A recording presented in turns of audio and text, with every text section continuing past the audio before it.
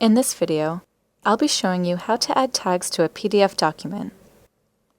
Tags are a hidden, structured representation of the content and are for accessibility purposes only. For example, you can tag paragraphs of text, headings and subheadings, images, and tables.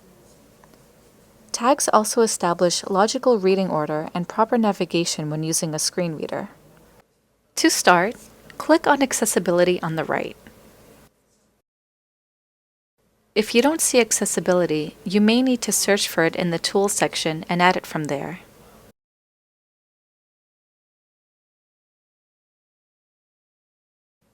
Next, click on Reading Order. Draw a box around what you want to tag and choose the appropriate tag. In this example, I'm going to tag the title as Heading 1.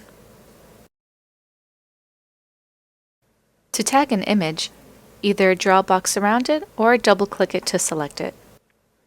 Then tag it as a figure. To add alt text, right-click on the image and select Edit Alternate Text. From there, enter a description of the image. Next, I'm going to draw a box around this small paragraph of text, and then I'm going to tag it as text/paragraph.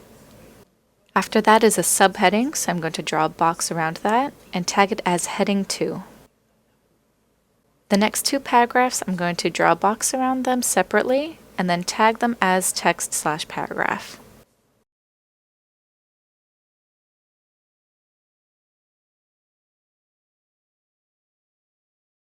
Sometimes, after tagging a page in a document, Adobe will put the tags in an incorrect order. As you can see, the title is first, and the image should be second, but it's sixth.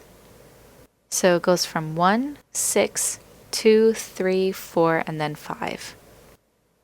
To rearrange the order of the tags, go back to the Reading Order dialog box and select Show Order panel. The order panel should show up on the left-hand side. Since we want the image to be read second, I'm going to click on the tag of the image on the panel and then drag it up to the second position. Now everything's in the correct reading order. Tagging a table is a slightly different process.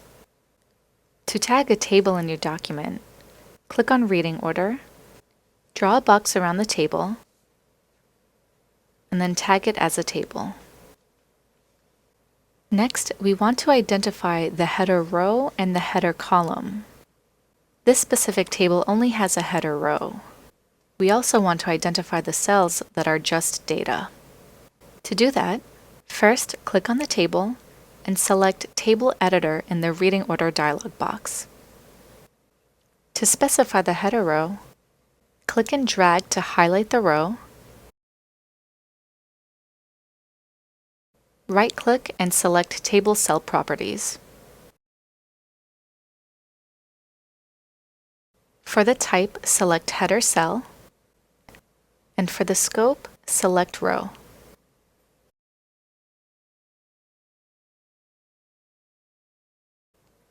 To specify the cells as data cells, click and drag to highlight the cells,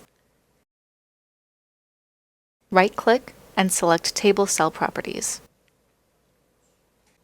This time we're going to select Data Cell and click OK. Sometimes after tagging a table, Adobe might tag a cell as two separate cells, so you might have to go back and combine them. Each cell should have its own number. For example, this cell should be 2, this cell should be 3, and so on and so forth. To combine the tags, click and drag a box around the tags, and then click on Cell in the Reading Order dialog box. Follow the same steps for any cells that need to be tagged as one.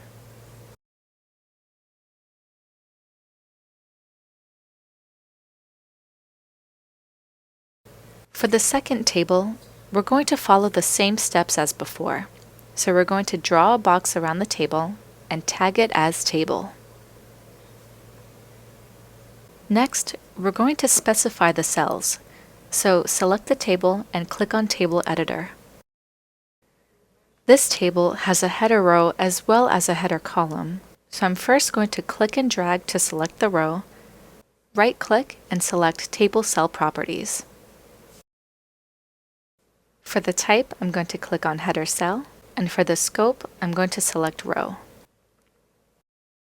Next, I'm going to click and drag to select the column, right-click and select Table Cell Properties. Again, I'm going to make sure that Header Cell is selected, but for the scope, I'm going to select Column. To specify the data cells, I'm going to click and drag around the data, right-click and select Table Cell Properties, and instead of clicking on Header Cell, I'm going to click on Data Cell. Just like with the previous table, I'm going to make sure each cell has its own tag.